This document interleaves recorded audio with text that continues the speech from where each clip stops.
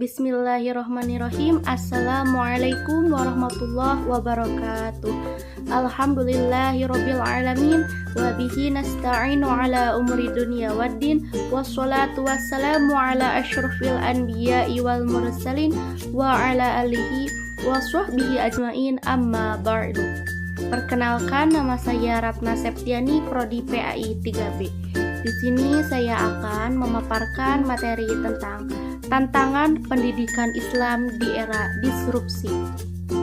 Sebelum saya membahas tentang tantangan pendidikan Islam di era disrupsi, kita harus tahu dulu apa itu pengertian pendidikan. Yang pertama, pendidikan. Pendidikan merupakan salah satu terpenting dalam kehidupan seseorang. Pendidikanlah yang menentukan dan menuntun masa depan dan arah hidup seseorang. Walaupun tidak semua orang berpendapat seperti itu, namun pendidikan tetaplah menjadi kebutuhan manusia nomor satu. Bakat dan keahlian seseorang akan terbentuk dan terasah melalui pendidikan. Pendidikan juga umumnya dijadikan tolak ukur kualitas setiap orang. Dalam bahasa Inggris, pendidikan berarti education. Sedangkan dalam bahasa Latin berarti educatum, yang berasal dari e dan duco. E berarti perkembangan dari luar, dalam, ataupun perkembangan dari sedikit menuju banyak. Sedangkan duco berarti sedang berkembang. Dari sinilah pendidikan bisa juga disebut sebagai upaya guna mengembangkan kemampuan diri. Menurut Wikipedia, pendidikan ialah pembelajaran pengetahuan, keterampilan, serta kebiasaan sekelompok orang yang diturunkan dari satu generasi ke generasi selanjutnya melalui pengajaran, penelitian, serta pelatihan. Sedangkan menurut Kamus Besar Bahasa Indonesia atau KBBI, pendidikan ialah proses pengubahan sikap dan tata laku seseorang ataupun kelompok dalam upaya mendewasakan manusia melalui sebuah pengajaran maupun pelatihan. Yang kedua, pengertian disrupsi. Dalam Kamus Besar Bahasa Indonesia, kata disrupsi berarti hal tercabut dari akarnya. Fenomena disruption atau disrupsi merupakan situasi pergerakan yang tak lagi linear. Disrupsi pada dunia pendidikan merupakan konsekuensi dari munculnya era revolusi industri 4.0. Ciri utama pendidikan dalam revolusi industri 4.0 adalah pemanfaatan teknologi digital dalam proses belajar mengajar atau cyber system, sehingga pewarisan ilmu pengetahuan dan kompetensi dapat berlangsung secara kontinu tanpa harus selalu bertatap muka di kelas. Dengan kata lain, dapat sampai ke peserta didik setiap saat tanpa terbatas ruang dan waktu. Ada beberapa teknik pelaksanaan pendidikan 4.0. Yang pertama, menyiapkan perangkat teknologi digital untuk melaksanakan proses belajar mengajar atau PBM. Yang kedua, menyiapkan kurikulum yang sesuai dengan perkembangan zaman. Yang ketiga, memastikan tenaga pendidik mempunyai kecakapan dalam memanfaatkan IT untuk pembelajaran. Era disrupsi, pembelajaran membawa peserta didik pada berbagai kemudahan dalam belajar. Mindset belajar bukan lagi tentang proses interaksi langsung antar siswa dan guru, melainkan telah bergeser menjadi proses tunggal mencari tahu dari segala sumber, gaya maupun cara baru untuk belajar di era digital ini merupakan dampak dari tersedianya produk iptek dan tren global yang mengemuka. Peserta didik pada era ini adalah user otodidak yang sangat mengandalkan teknologi dalam menjalankan aktivitas belajarnya sehari-hari. Adanya akses internet memudahkan siswa dalam mengakses informasi maupun konten hiburan. Mereka dapat menemukan apa saja di dunia maya sesuai dengan kesenangan dan keinginannya. Fakta ini menimbulkan ketergantungan terhadap internet. Belum lagi keterbatasan situasi saat ini yang mengurangi kesempatan mereka untuk terlibat dalam diskusi nyata bersama teman sebaya.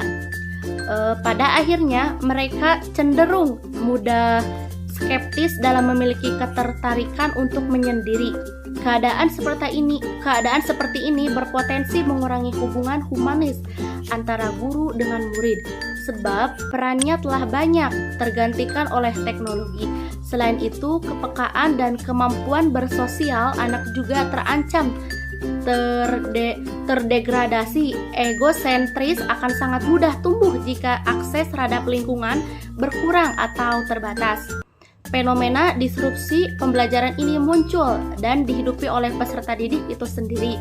Sebagai generasi neo-milenial, mereka memiliki kecenderungan individualistis, berjiwa bebas, mampu multitasking, dan tentunya sangat akrab dengan teknologi.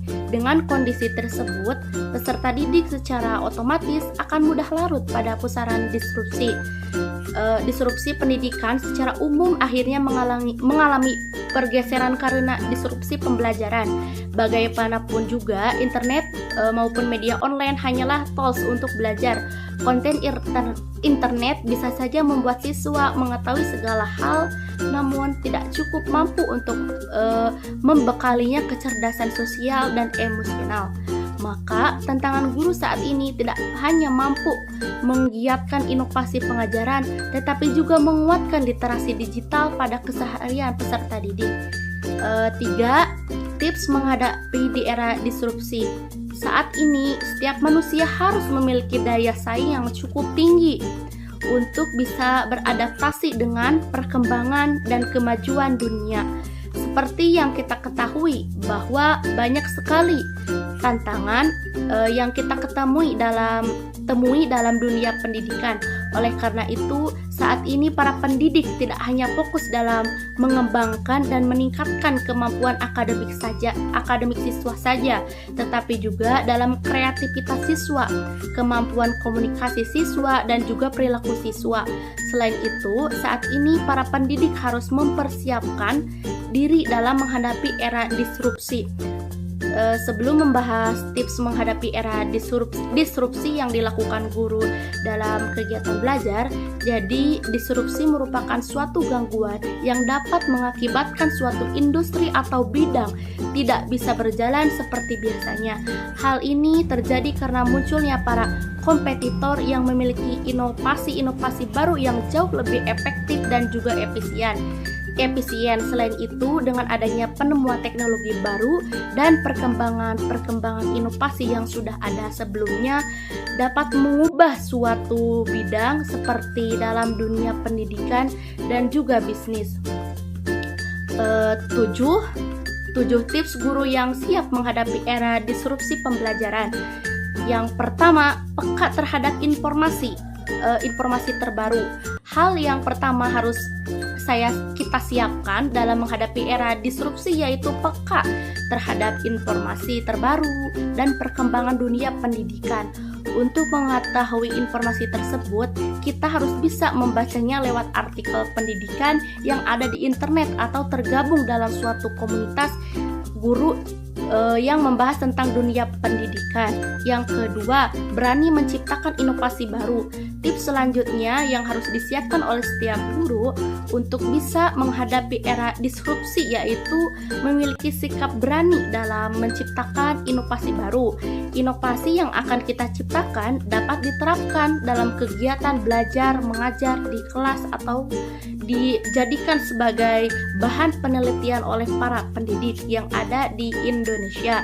Dengan begitu, selain dapat membantu kita dalam mengatasi masalah, inovasi yang telah kita buat juga bisa dijadikan referensi untuk setiap pendidik yang mengalami permasalahan yang sama dengan kita.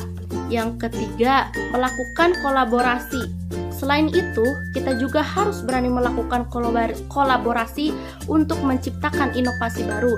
Misalnya, dalam kegiatan pembelajaran matematika, kita bisa melibatkan pelajaran seni budaya supaya pembelajaran matematika jadi lebih menarik, asik, dan seru dipelajari.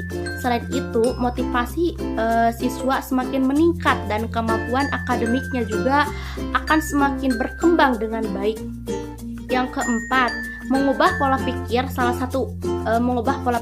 satu tips penting untuk bisa menghadapi era disrupsi yaitu dengan cara mengubah pola pikir pada umumnya. Pola pikir kerap kali mengambil alih kapasitas seseorang dalam mengambil kesimpulan dan memecahkan suatu masalah. Oleh karena itu, untuk menjadi guru yang siap menghadapi era disrupsi, maka kita harus bisa mengubah pola pikir yang lebih kritis dan juga kreatif. Yang kelima, mengetahui dan berani menanggung resiko. Hal lain yang harus kita lakukan yaitu berani menciptakan inovasi. Kita juga mengetahui resiko yang akan kita dapatkan nantinya. Begitu juga dengan reward. Akan tetapi jika inovasi atau hasil kerja yang telah kita hasilkan memberi dampak atau resiko negatif, maka kita harus tetap berani menanggungnya. Yang keenam, memanfaatkan teknologi untuk menghadapi era disrupsi. Kita harus melibatkan kemajuan teknologi supaya tidak mengalami ketertinggalan. Misalnya, dalam membuat media pembelajaran, kita bisa memanfaatkan teknologi sebagai media dan bahan ajar di kelas. Yang ketujuh, jangan pernah merasa puas. Ada kalanya kita merasa puas dengan hasil kerja yang telah dilakukan. Namun ada saatnya pula dengan rasa puas itu seseorang bisa berhenti karena sudah merasa cukup dan tidak ingin menggali lebih dalam lagi potensi yang mereka miliki. Oleh karena itu, ada baiknya ketika kita telah berhasil memperoleh dan menciptakan sesuatu, jangan langsung merasa puas, tetapi gali potensi yang kita miliki, ciptakanlah inovasi baru lagi. Jadi, yang dapat dilakukan guru dalam melaksanakan kegiatan belajar, jadi inovasi dan sikap berani adalah kunci utama yang setiap guru